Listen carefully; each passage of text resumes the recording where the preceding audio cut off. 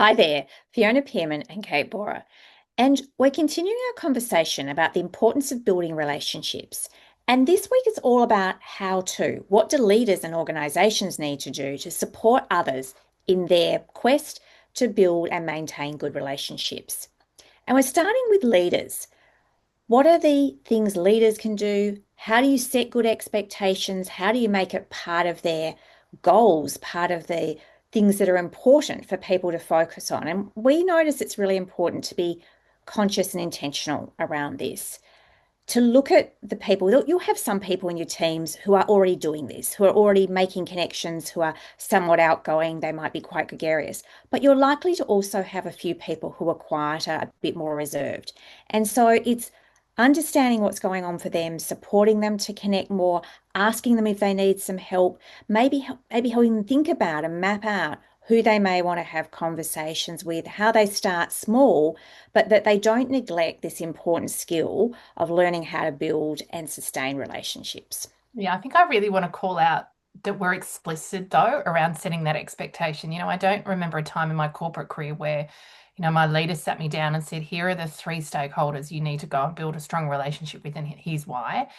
And so I think it's really helpful to be able to talk about that at an individual level, potentially at a team level. It's also really important as leaders that we watch for patterns of exclusion. So, who gets invited informally to opportunities or to conversations, who gets access to leaders, who is in conversations after meetings, so not the formal meeting, but the meeting after the meeting, and really looking at how the informal system is operating to build relationships and supporting those who maybe are being excluded to be able to proactively step in and participate in some of those opportunities. I think you've got an opportunity to help people think more strategically, to move beyond the immediate team, the immediate stakeholders. And as leaders, you're going to have a better perspective on this. You're going to understand some of the cross-functional dynamics. You're going to understand some of the teams that you maybe need to take on the journey or you need to include.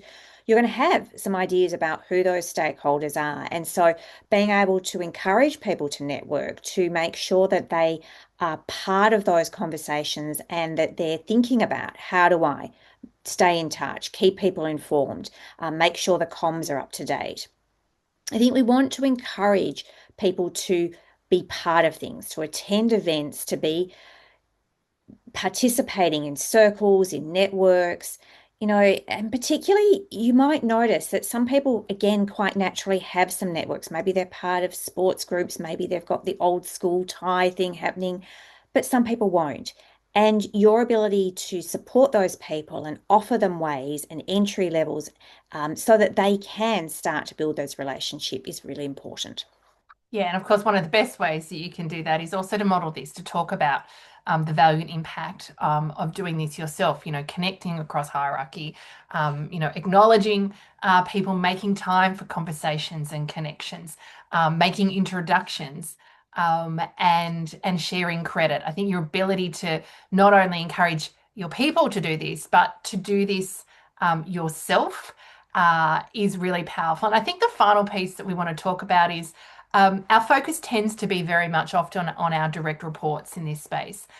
And there is such an incredible opportunity for us to mentor and sponsor talent outside our individual teams. And we know that this takes time, and we know the power of formal or informal mentor and sponsorship relationships have in organizational systems.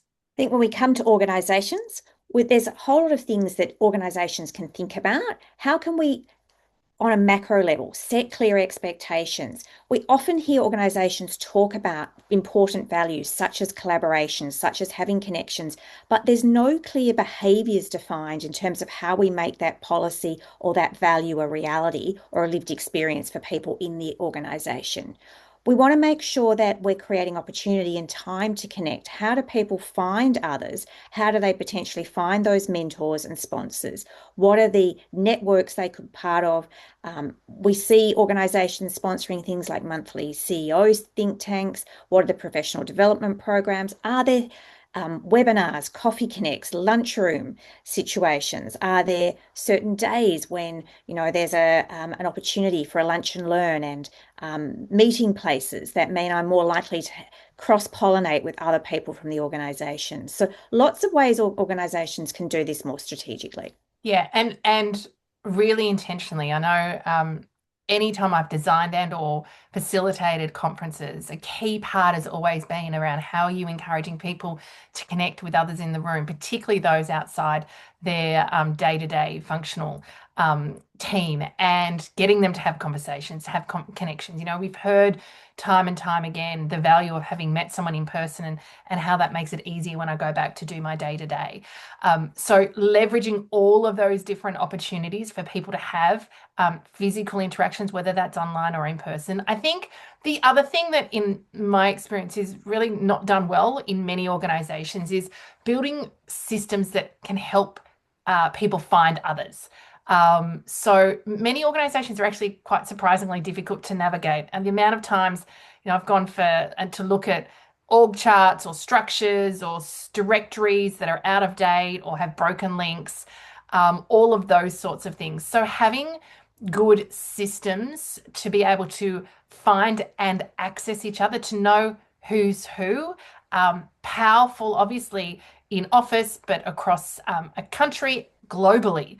Someone being able to reach out and connect into a community of like-minded subject matter experts is powerful for them to be able to do that. Of course, if they don't know how to access those people, they're done before they've even started. So thinking about how do we, bring this to life. I always think one of the biggest challenges is because keeping these things updated is always painful and difficult. But I think we do need to define ways that you can actually connect people or at least help them find the people that would be useful for them to have a conversation with. We're going to leave it there. If you've enjoyed today's confidence conversation, or you know someone in your network who would benefit from being engaged, I encourage you to tag them and share it with them. If you'd like to hear more of these conversations, make sure you subscribe to our Core Confidence YouTube channel, where you can access hundreds and hundreds of videos and hear the experiences of people who've been part of our Acts of Confidence program. And if you'd like to go deeper with your relationship with Core Confidence, visit our website, coreconfidence.com.au. Thanks for tuning in today. Don't forget to hit subscribe on your YouTube channel for more insights on confidence, leadership, and complex work environments. We drop new videos regularly and we'd love to share them with you.